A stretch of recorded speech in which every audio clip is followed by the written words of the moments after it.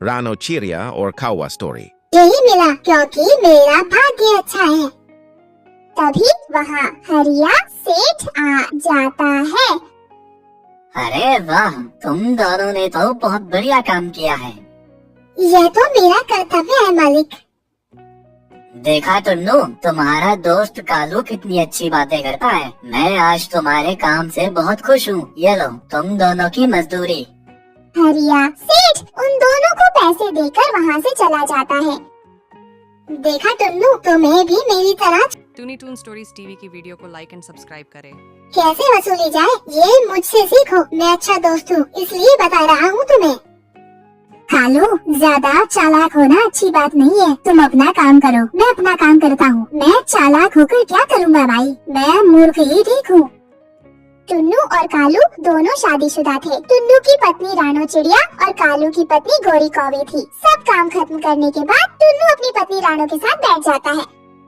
सुनो टुन्नू जी, आपको हो क्या गया है? आपका दोस्त आपको हमेशा बेवकूफ बनाता है। ऐसा तो नहीं है कि आप बेवकूफ हो। आप अपने मालिक को क्यों नहीं बताते? बताओ मुझे। देखो रानो, तुम नहीं जानती हो मेरा बचपन कैसे बीता है। कालू के माँ बाप नहीं होते तो मैं भूखा मर जाता।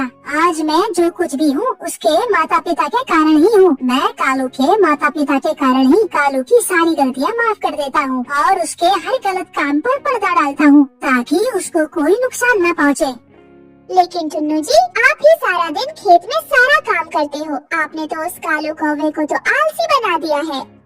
अरे रानो, समझेगा एक दिन, कालू खुद ही समझेगा, मुझे पूरा विश्वास है।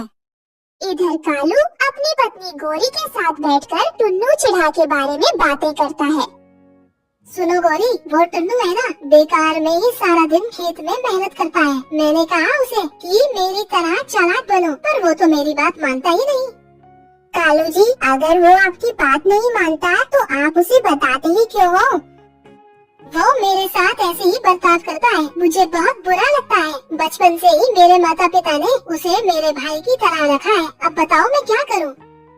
टुन्नू चिढ़ा का सीधापन कालू के लिए बेवकूफी थी, लेकिन टुन्नू अपनी ईमानदारी के साथ ही जीता था। एक दिन कालू और टुन्नू जंगल के रास्ते से गुजर रहे होते हैं। तभी टुन्नू चिढ़ा की नजर एक साधु बाबा पर पड़ती है। साधु बाबा अपनी तपस्या में मग्न थे। तभी टुन्नू को वहाँ एक सांप दिखाई देता है। अरे यार कालू, वो देख सांप। तो हम क्या करें उस सांप का? कालू, हमें कैसे भी करके उस साधु बाबा को बचाना होगा, वरना वो सांप उन्हें काट लेगा। ये कहकर टुन्नू चिढ़ा अपने सिर से गमछा निकालकर उस सांप को पकड़ लेता है और उस सांप को गमछे में दबाकर बोलता है, कालू, मैं इस सांप को जल्दी से कहीं दूर छोड़ कर आता हूँ। ठीक है, मैं यही तुम्हारा इंतजार करूँगा। टुन्नू चिढ़ा गमछे में सांप को लपेटकर दूर जंगल लेकर चला जाता है और इधर साधु बाबा की आंखें खुलती हैं और उनके सामने कालू खड़ा होता है। कौवे, क्या हुआ यहाँ पर? क्या चल रहा है, बताओ मुझे। तभी कालू अपने मन में सोचता है, टुन्नू यहाँ पर नहीं है। मैं साधु बाबा से बोल देता हूँ कि मैंने ही उस सांप को पकड़ा है। हाँ, ये बिल्कुल सही रहेगा। अरे साधु बाबा, आप तपस्या में लीन थे, सांप आपको काटने ही वाला था। मैंने उस सांप को पकड़ा और मेरा जो दोस्त टुन्नू है वो उसे जंगल में छोड़ने गया है। तभी उसका दोस्त टुन्नू चिढ़ा भी वहाँ आ जाता है। यह कौवा बहुत झूठ बोलता है। मैं इसके मन को बाहर से ही पढ़ सकता हूँ। सांप को तो इसके दोस्त ने पकड़ा है, किंतु इसके मन में क्या है बोल नहीं पा रहा है। इसको सबक सिखाना ही पड़ेगा।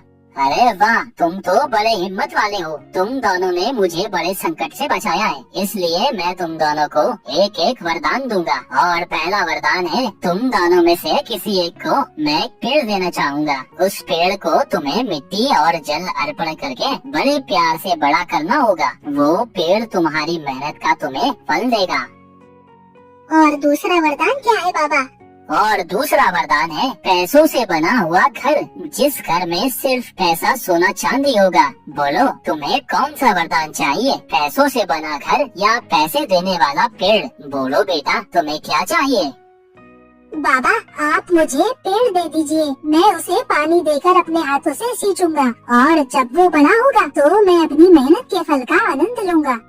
अरे बाबा, मुझे तो पैसों से बना घर ही चाहिए। मेरा दोस्त तो हमेशा बेवकूफ ही रहेगा। बेवकूफ ने पेड़ मांगा है। अब सुनिए बाबा जी, मुझे पैसों से बना घर चाहिए। तथास्तु। साधु बाबा के कहे अनुसार कालू और टुन्नू चिढ़ा अपने अपने घर जाकर खड़े हुए। टुन्नू घर जाकर देखता है कि घर के आंगन में एक सुंदर सा पौधा उगा था। फिर टुन्नू अपनी पत्नी राणो से कहता है, राणो देखो ये कितना सुंदर पौधा है। हम दोनों मिलकर इस पौधे की देखभाल करेंगे। यह पौधा हमें बहुत सारा पैसा देगा। क्या पैसे का पौधा? हाँ, साधु बाबा ने तो यही कहा है। हम इसकी अच्छे से देखभाल करेंगे। और इधर कालू के घर में कालू और उसकी पत्नी खुशी से नाच रहे होते हैं। उसका पूरा घर पैसों से बना हुआ था। वो घर सोना, चांदी और पैसों से भरा हुआ था। मेरा दोस्त कितना बेवकूफ है ना। उसने पैसों का पेड़ मांगा, उसमें मिट्टी डालो, पानी डालो, तब कभी जाकर न बड़ा होगा। उसके बाद में पैसा देगा और मैंने सीधा पैसों से बना घर ले लिया। सच में कालू जी, तुम्हारा दोस्त कितना बेवकूफ है। चलो आज हम बड़े से ढाबे में खाना खाएंगे, उसके बाद ढेर सारी शॉपिंग करेंगे। हाँ गौरी, आज हम ऐसी ऐसी चीजें खरीदेंगे जिसे देखकर टुन्नू चिड़ा जल बुन जाएगा। कालू अमीरी का दिखावा करना शुरू करता है और बड़े बड़े ढाबे में खाना खाने लगे और अपना जीवन अय्याश में डुबा दिया। और इधर टुन्नू चिड़ा पौधे को बड़ा करने के लिए भरपूर मेहनत करने लगा। एक दिन राणो चिड़िया ने देखा कि पेड़ में बहुत सारे पैसे उगाए हैं। टुन्नू जी देखिए, पेड़ में कितने सारे पैसे उगाए हैं। हम लोग अपने हिसाब से पैसे खर्च करके बाकी पैसे गरीबों में बांट देंगे, जिससे गरीब पक्षी भी अच्छे से जी सके और उनको पैसे देकर बोलेंगे कि वो पक्षी भी अच्छे से खाए और पैसे अच्छी चीजों में लगाओ, तब तो बहुत अच्छा होगा जी। टुन्नू और राणो अपने बचे हुए पैसे गरीबों को देने लगे, जिससे वो अपना गुजारा कर सके। सभी पक्षी ने उसे बहुत सारा आशीर्वाद दिया। एक दिन कालू और गौरी जैसे ही अपने घर से बाहर घूमने के लिए गए, तभी जंगली कौवे और जंगली चील चोरों ने उनका घर तोड़कर सारा सोना चांदी और सामान लेकर चले गए। और जब कालू और गौरी वापस आते हैं तो देखते हैं उनका सारा पैसा और सामान चोरी हो गया है। ये क्या, मेरा पैसों का घर कहाँ गया? हम तो बर्बाद हो गए। हमें इस तरह से बर्बाद किसने किया? ये क्या हुआ हमारे साथ? ये क्या हुआ हमारे साथ?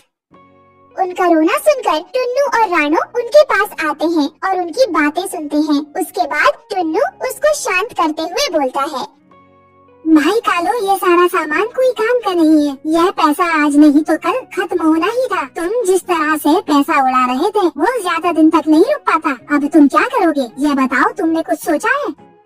मेरे पास अब कुछ नहीं बचा। एक काम करो तुम, मैं तुम्हें कुछ पैसे देता हूँ, उससे तुम अपना घर ठीक कर लेना और कुछ नया व्यापार शुरू कर देना। मेहनत करके खाना ही सबसे बड़ा हथियार है, समझे? मेहनत है तो सब कुछ है। टुन्नू भाई, आप सच में बहुत बुद्धिमान हैं। मेरी आंखें खुल गई हैं। अब मैं तुम्हारे बताए हुए रास्ते पर ही चलूंगा मेरे दोस्त। उस दिन के बाद से कालू टुन्नू की बात सुनकर उसकी बात मानने लगा। उसने टुन्नू के दिए हुए पैसे से एक राशन की दुकान खोली और खुशी खुशी जीवन बिताने लगा। ऐसी वीडियो देखने के लिए दोस्तों, हमारे चैनल टूनी टून आपको हमारी स्टोरीज टीवी को सब्सक्राइब करें।